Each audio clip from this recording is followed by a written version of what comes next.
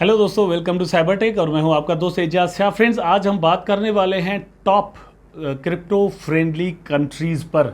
आपको पता है कि इंडिया जो है वो क्रिप्टो फ्रेंडली था, लेकिन अब नहीं रहा।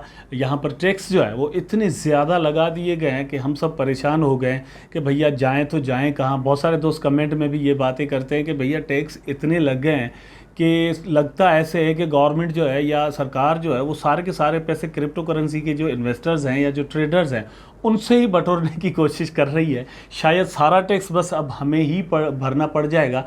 लेकिन कुछ कंट्रीज़ ऐसे हैं जहां से या जिनसे एग्जाम्पल लेकर इंडियन गवर्नमेंट जो है, भारतीय जो सरकार है, वो क्रिप्टो टैक्सेस में अपने लॉज को रीविजिट कर सकती है और क्रिप्टो फ्रेंडली बना सकती है, ताकि जितने भी यंगस्टर्स हैं इसकी स्किल्स सीखने के बाद, क्योंकि आने वाला वक्त जो है वो क्रिप्टो करेंसीज का वक्त है, यहाँ से अपना एक रोज़गार का तरीका जो है वो बना सकें बैठे बिठाए। हम ये भी एक तरह से फ्रीलांसिंग का ही जैसे काम है, यहाँ से हम पैसा बना सकते हैं। पूरी दुनिया में मिलीनियर्स पैदा हुए हैं न्यू, जो कि क्रिप्टो करेंसी, और इंडिया भी उनमें से दोस्तों शामिल है, जहां पर क्रिप्टो करेंसी से न्यू मिलीनियर और इवन बिलीनियर्स भी पैदा हुए हैं। चलते हैं अपने टॉपिक पर।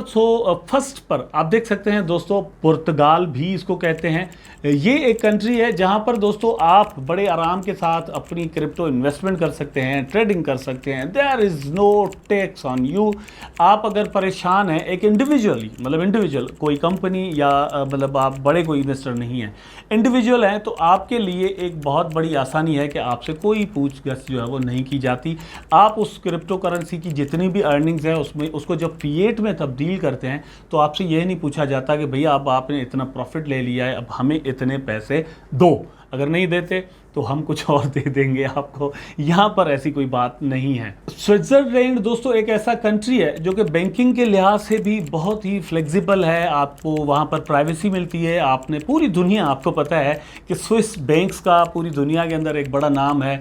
पॉलिटिशियंस जो हैं वो जितनी भी करप्शंस करते हैं वो स्विट्जरलैंड के अंदर जाकर स्विस बैंक में पैसा रखते हैं, और वहाँ पर उनसे नहीं पूछा जाता कि आपने ये पैसा कहाँ से लाया है, और उसको डिस्क्लोज भी नहीं किया जाता। इवन गवर्नमेंट्स को भी उनके जो प्राइवेसी है या उनकी जो इंफॉर्मेशन है वो प्रोवाइड नहीं की जाती। बाद में उनसे पूछा भी नहीं जाता कि आप पैसे कहाँ से लाए, प्रॉफिट बनाए, निकलें और ये करें वो करें, वो सब कुछ वहाँ पर चलता रहता है।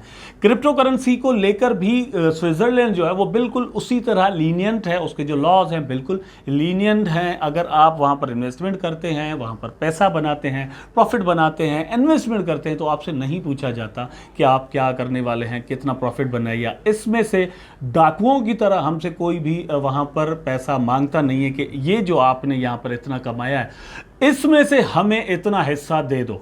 No no no. Different type of वहां पर टैक्सेस जो हैं दोस्तों हैं, लेकिन वो मतलब ना होने की बराबर है। और क्लाउड माइनिंग को लेकर भी स्विट्जरलैंड एक बहुत ही फ्रेंडली कंट्री है।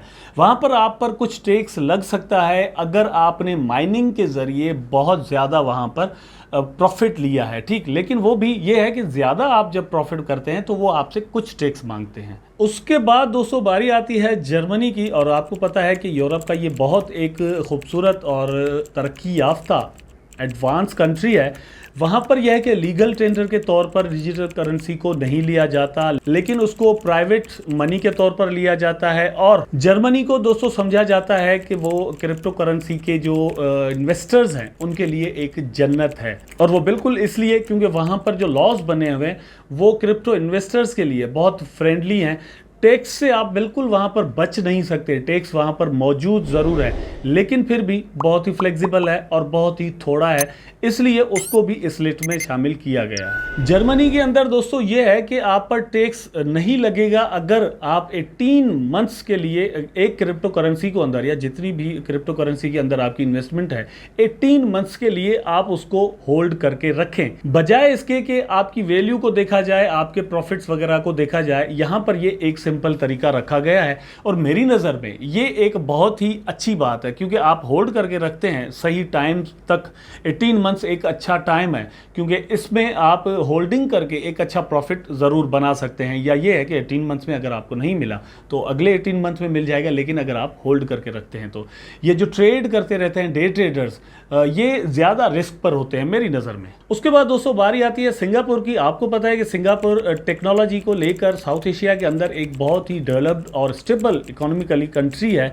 वहाँ पर दोस्तों बहुत सारे लोग पूरी दुनिया से जाते हैं और अपना बिजनेस बनाते हैं, पैसा बनाते हैं।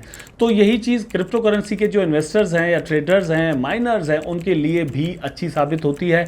और सिंगापुर के अंदर जाकर आप बड़े आराम के साथ कानूनी तौर पर अपना जो क्रिप्टो से रिलेटेड बिजनेस है वो कर सकते हैं। वहां पर यह है कि क्रिप्टो करेंसी की जितनी भी इकोनॉमी है दोस्तों, उसको एक्सपेरिमेंटल तौर पर देखा जा रहा है कि भैया यहाँ पर इसमें जो लोग बिजनेस करते हैं, ट्रेड करते हैं, होल्ड करते हैं, प्रॉफिट बनाते हैं, लॉस करते हैं, तो उसको बिल्कुल वॉच किया जा रहा है वहाँ पर। और दोस्तों जो माइनिंग है उसको भी वॉच किया जा रहा है, और उसके बाद वहाँ पर सही से डिसीजन और भी लिए जा सकते हैं। लेकिन सही से वो उसको वॉच कर रहे हैं, और मुझे यकीन है कि जब उसको सही तरीके से वॉच करके at the end of the day वो देखेंगे तो यही रिजल्ट्स आएंगे कि इसको लीगल टेंडर के तौर भी शायद जो है वो करार दिया जाए।